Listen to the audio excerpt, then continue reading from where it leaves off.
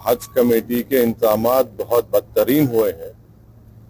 हज कमेटी के इंतजामात सबसे खराब हुए हैं और ऐसा कभी माजी में ऐसा कभी नहीं हुआ है कि हाजी जाकर परेशान है और हाजी की लिफ्ट जिस होटल में या जिस बिल्डिंग में खड़ा गया लिफ्ट गिर जाती है और दूर दूर खड़ा कर दिया गया।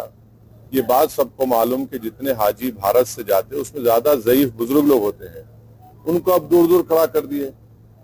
और ये जो अगर कोई औरंगाबाद से जाएगा या कोई दूसरे शहर से जाएगा तो उससे आप 70,000 80,000 बढ़ के ले रहे। किस बात के ले रहे आप?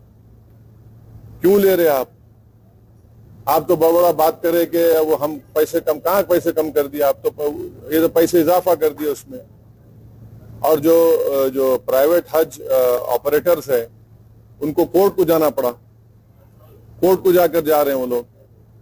तो इस साल बहुत ही गलत इंतजाम हुआ। हम तो इस मोदी सरकार से अपील करते हैं कि इसका जायजा लें, ये क्यों हुआ, ये हज का इंतजाम इतना खराब क्यों हुआ? मतलब प्रोब होनी चाहिए इसके ऊपर।